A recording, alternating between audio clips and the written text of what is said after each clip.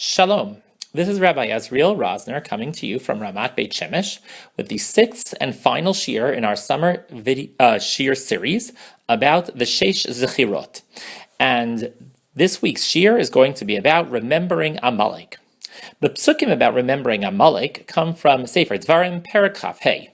3 psukim, the first of which is very well known, Zachor et asher asalacha Amalek baderech b'tzeitchem mimitzrayim. Remember that which Amalek did to you on the road when you came out of Mitzrayim. The mitzvah of remembering Amalek is a mitzvah even nowadays.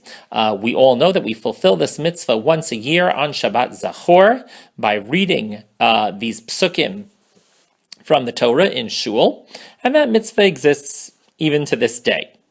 However, in the continuation of the psukim, there's another mitzvah, the mitzvah of destroying Amalek, timche et zecher Amalek. And that mitzvah is a little bit more confusing, and I'd like to talk about that today. I'm not going to talk about the technical halachic aspects of the mitzvah of destroying Amalek, whether it's even incumbent upon us nowadays, whether Amalek exists nowadays. Instead, I'd like to discuss the concept of Amalek from a philosophical perspective, or at least one perspective. There's a lot to talk about there. And that will connect back to the mitzvah of remembering Amalek. So the last pasuk in the psukim about Amalek, in Dvarim Perek Chaf Hey pasuk Yutet says, "V'haya b'haniach Hashem Elokecha lecha mikol oivecha misaviv," and it will be when God allows you to rest from all your enemies around you. Ba'aretz asher Hashem Elokecha noten lecha nachala l'rishta, in the land that God gives you as an inheritance to inherit. Timche et zecher Amalek mitachal hashamayim, will destroy the memory of Amalek from beneath the heavens. Lo tishkach, do not forget. So it's interesting that the pasuk starts with Behaniach Hashem Elokecha lecha, when you rest. Behaniach comes from the same language as menucha, which also means rest. When you rest from all your other enemies, then destroy the memory of Amalek. When everything is done and calm, then destroy Amalek. That's a little bit of a funny aspect of the mitzvah. You would think that if Amalek are our prime enemies, if they are the epitome of evil in this world, our fight against them should be constant, should be always. Why is this mitzvah only when you rest? Seems a little funny. So I want to point out 3 details within these 3 psukim about Amalek that I think will help us understand this. The first is, I'd like to note, if we go back to Sefer Shmot, and we ask ourselves, when did the original war, the very first war against Amalek, take place? The war that is described in the second pasuk. The second pasuk says, Asher korcha baderech, that occurred to you on the road, vayizanev b'cha kol hanechashalim acharecha, and he attacked from behind all the weak ones amongst you, v'ata ayef v'yagea, and you were exhausted and tired, v'lo yarei Elokim, and he did not fear God. When did this battle take place? So if we go back to Sefer Shmot, it actually took place way back in Parshat Bishalach, at an interesting time in the history of Am Yisrael. It took place in those few weeks between Yetziat Mitzrayim and Matan Torah, the weeks that we know of nowadays as Sfirat HaOmer. And during those weeks, Bnei Israel were still very, very much in a formative period. They're certainly not solid in who they were. After all, they had already left Mitzrayim, they'd seen Kriyat Yamsuf and the Makos, seen tremendous miracles, and as we know from the end of Shirat Hayam, Vaya'aminu b'Hashem u'v'Moshe avdo. They had belief, they had Amunah in God, they had Amunah that Moshe was God's servant, and they were on their way towards Har Sinai. So they were already the chosen nation, and they were no longer slaves. However, they didn't get the Torah yet. This is before Matan Torah. And that means that even though they had that general emunah in God, and they knew that they were on a journey, on a mission to receive the Torah, but they didn't get it yet. They didn't get their instructions yet. They didn't get their guidebook for life yet to their new positions. And therefore, those weeks were a little bit unsettled, certainly. They knew they were heading towards a new destiny for themselves and for all of their descendants. They didn't know exactly what that destiny was. They didn't know the details of what would be incumbent. So the first thing that I want to notice is that the time that Amalek attacked Bnei Israel is a sort of unsettled time for Bnei Israel.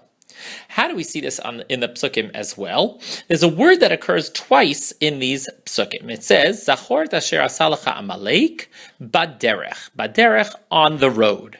b'tzeitchem mimitzrayim, when you came out of Mitzrayim. And then in the next pasuk it says it again, asher karcha baderech, and they happened upon you on the road. Twice it says the word baderech. Why is it repeated twice? And I would say that from a philosophical perspective, this is certainly emphasizing that you were Bnei Yisrael, when they were attacked by Amalek, they were on the road. Not just that it was a practical fact, obviously we know they were journeying them, but it's a statement about the status of Bnei Yisrael and about the methodology of Amalek.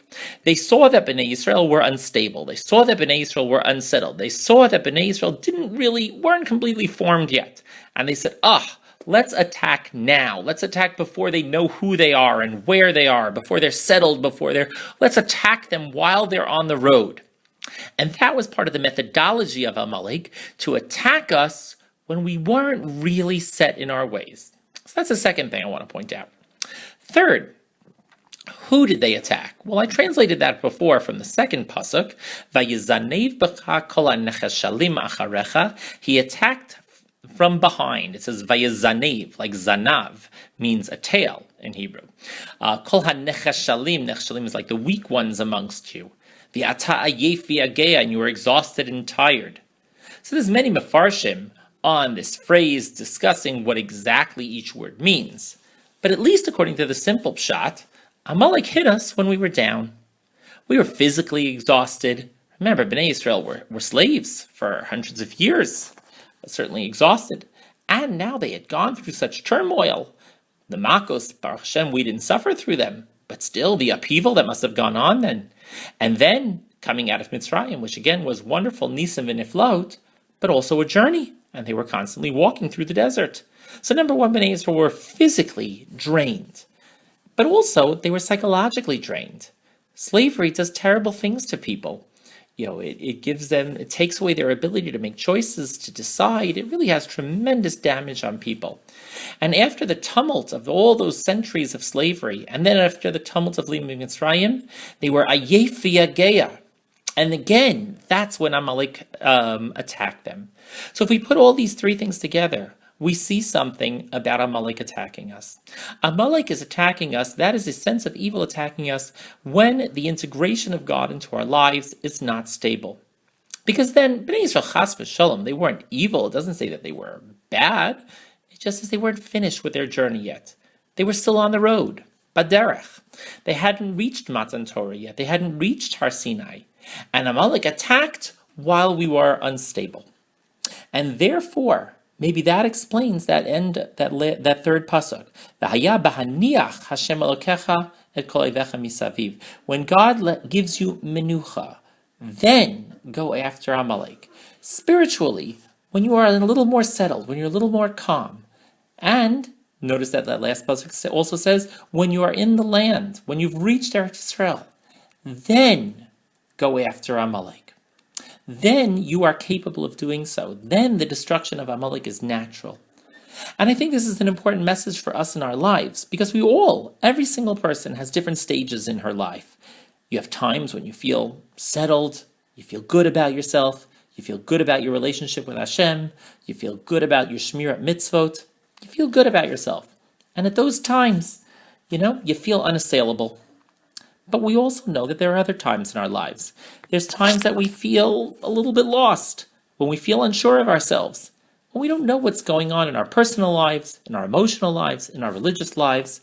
And those are difficult times in our lives. And all of us go through stages like that in our lives here and then.